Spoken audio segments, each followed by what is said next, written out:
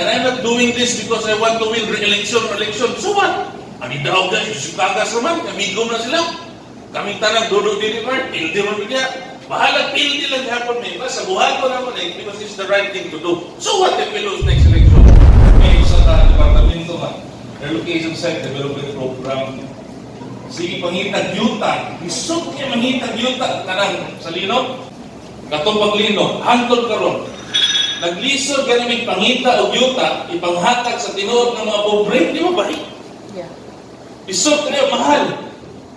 So, kayo, so typical to find laro. Ang yuta, di ba mga anak? We are not Hawaii, wherein the volcanoes erupt every time, every now and then sa dagat and the Borneo Islands. No? We're not.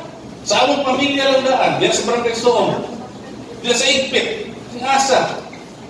Naghahatag ng yuta, but we give out our own lands for people. Diyan sa Barangay Igpit, we erected a Cagas village, gave not only land, but houses also para sa mga pobre. Libre, dili gobyerno, mga anak.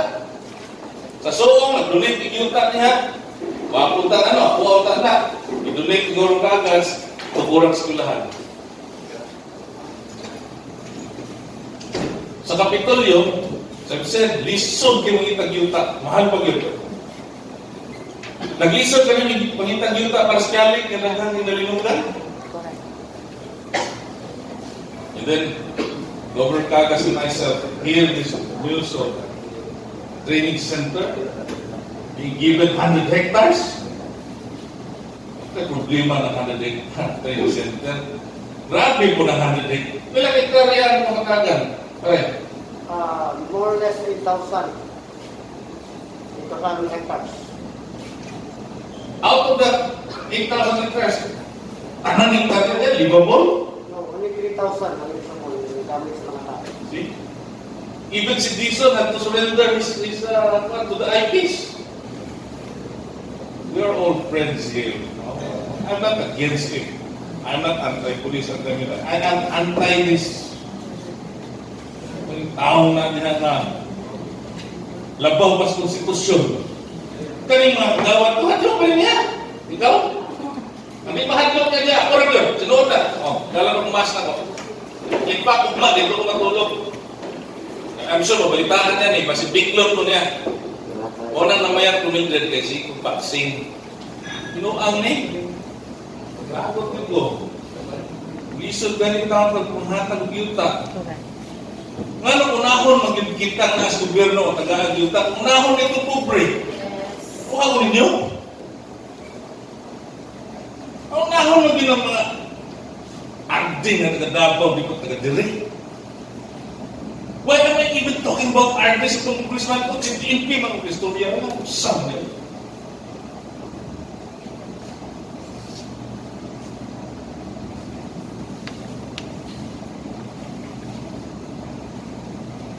Many years ago, correct me if I'm wrong, nag-wild ng hound niya, distrapping ang balay. Ay namatay, di ba? Sawa na po. Di? I'm not doing this out of spite against, I don't see, batog ka na si nangga ka ng army, police, tangang police, putong sa bakaya, pero wala na ng issue na lahit ng tao ni. Ako ganing sakingan, nangatala ang ganit ko. Akong objective namin ni Governor Cagas by maistoryahan ni. Kung katong ni aking eleksyon, itanggalan gani og pulis, kaya nanutok ako karon na kanji pagkaha na pila katuigan na nag-abusan, dili nila investigaro, LG. Huwag pag-ikuidahan na sa flashlight. Ang kapitan sa Mulo-Pulo, Iblawan, atong aking eleksyon, ikidnap mo po sa kampahan. Ikidnap! Apil si Kapitana itong may sinaduhan. Di ba? Sa Sidor. Ikidnap. Nabay gibuhat ng police kidnawan during that time. Tapos kidnapping already, isakay ko sa bayan ng Batcom. There was even no investigation, and then COMELEC that PNP reported we had generally peaceful elections. But you know what? Ibuhat to, because the mission of that officer before, PNP officer, was to specifically let this guy win through Pito's machine. Masama yung score, data, mathematically possible. The same thing, 60-30-10 pattern which happened during 2013 elections. 60% liberal, 30% and then. That was the fraud that happened before the midterm elections. Nag-helicopter ditong how tayo pitik eh. Kapalaman siya, we established checkpoints. We went to the Luis, brought to the money, 2 helicopters, full of arms, high-powered firearms nonetheless during the elections. Then he told Kapitan Duazo, oh, ako aman yung mga pulis ng Carmi. Ako. Ano kayo ito ang pulis ng Carmi? Yung mag-helicopter lang ang sakyan, ang kapat-saper ang nasakyan. Hindi makalanding, ikapaman. Pero di kamo ang Col. Kami ni Marvel Virgin Blanco, iyahan ko yung kapang issue ka na. Huwag mo kailangan magamit. Para makita ko sa mga tao, sukol may kuha niya, wala ko. You know, hindi lang ko dato. Yung buko na nagkartas, pero sukol ko. In other words, kumusugot na rin yung at least may istoryahan na to. Kung di natin istoryahan, we would be doing injustice for people. No?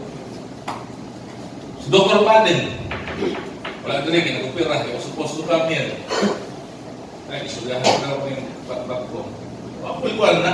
Pero kapag naman sa gisulti siya ha, ipatawag sa barangay hall, ingnan nga, wala kang tawag kamas-kamasi. Ulihan mo kamang yuta. Asa mo kamang yuta, oy? That's ridiculous.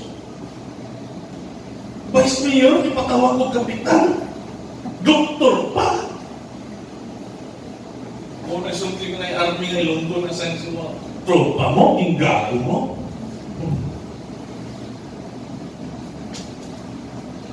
Anyway, naroon itong introduction, passionate ko ano yung init ko ulo, basta ko pinuangan, mag-yuta. Nahong hatag kita, kasi padala pa ni Duterte sa kapaboran sa presidente. Ang nagbinuang o kanil musukos na binuang.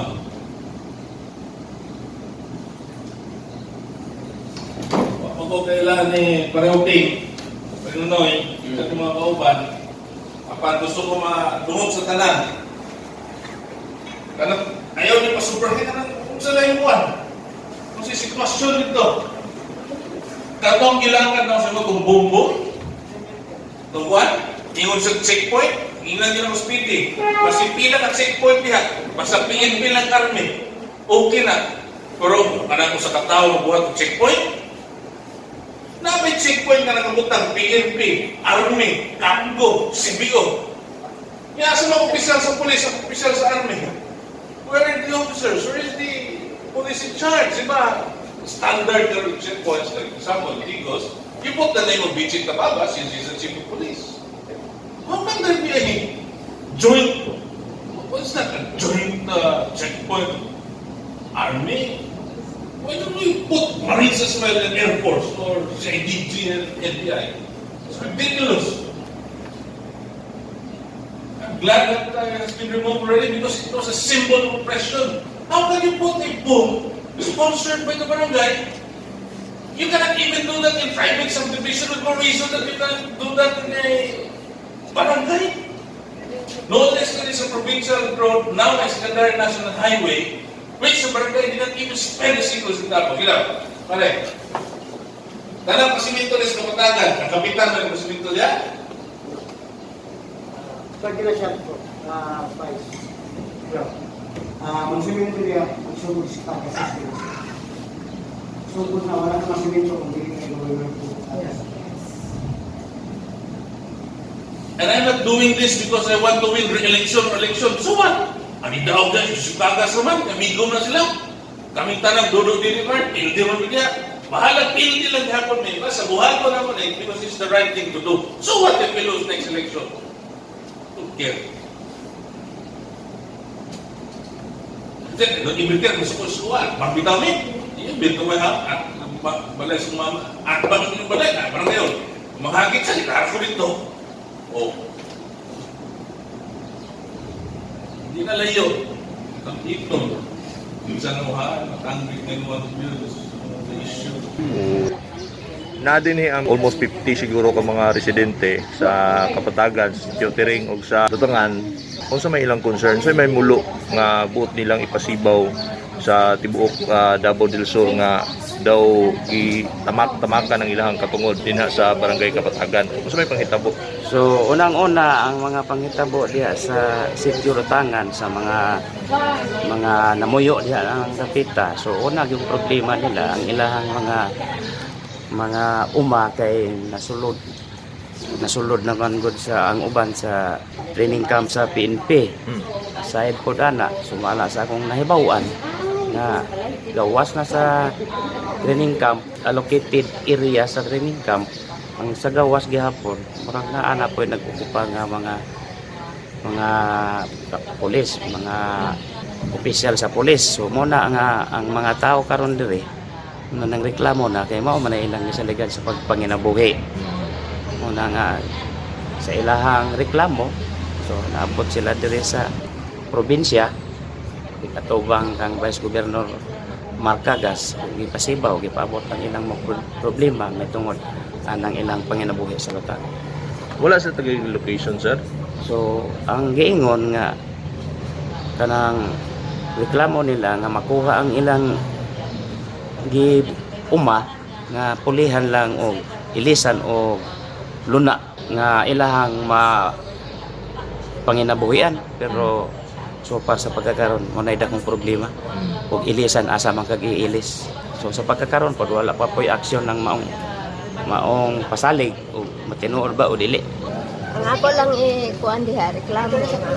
Ang among luna diha sa ibabaw dool ila Dr. Paden Sik Disney kuha nila bagi uma. Kami wala na mito ba adto dito na may batoon kay kuno maigo may og mag-firing sila mga sundalo. Unya ang amo aditong tanom is nabiya na mo. Wala kami nag-harvest sa mais, wala kami nag-harvest sa saging, wala po kami nag-harvest sa garden sa mga bata. Unya di na pag may batoon dito. Ultimo gani susi may sa among tubig kung di na maagas kay paagi mag-host. Mananghid pa may sa kuan ilahang labaw. Kaya di may kusudlon dito kung lakhan may kay matod pa dito sa istorya nila. Kaming taga Tiril, nganlan nila gimpi. Pero sukat sa among pagpuyo diha 1969 mi diha na puyo no sukat hantod karon pag gipatay da sa amo ang patay og IPE bana na mao na nga murag may ubos na ba yan wala pag yun may produkto na kay di naman may kauma. Siyempre nga akong mga anak nagkatag-katag nagpanarbaho ang uban na milikab ang uban na naman day ya kaming mga tigulang paabot lang may sweldo tagaan mi sa senior citizen. Giipit niyang tribo. Giipit niyang tribo sa Kapatagan. Na kuno walay tribo. So pagkakaroon, sa may naitabo. Ang lagana. Anong mag-blame man siya nga walay ng tribo. Nya, dili pag-ibuto siya sa Ikralo. Kumbaga yung siya mo'y amahan sa barangay. Kung gitanaw niya nga pasudlan niya PNP, tanawon sa niyang area o wala ba'y mapituan, wala'y maligsan nga Mag-Uuma. Asa man yung nabuhi. Higulang siya nga, pasunod wala'y palangin sa NCIP, wala'y pakikonsulta sa namuyok diha, nanaaman po silang. Anong isang kaaron, natataw ang mga insak ang pagdating sa tao. Karon dili maligsan. Pila ka buok apektado diha sa inyo, tay? Dagan tayo. Wala pa mga surot na tayo. Daghan kayo. Asa man may bayin na. Wala na may laing kantuan. Wala may liyutan pa. ni luta sa laing lugar, diya kami nabuhi. Huwag na kami kasabot ng kapital. Katibangon niya. Kaya nang magkatawag o kuwan niya, katibangon niya, aron makita na madungog niya ang mulo. Ay, adto sa yan ko, galingon, usahin mag-meeting, hindi siya pamiting sa barangay, adto siya sa kaugalingon, kanyang balay. Dili mo na pwede.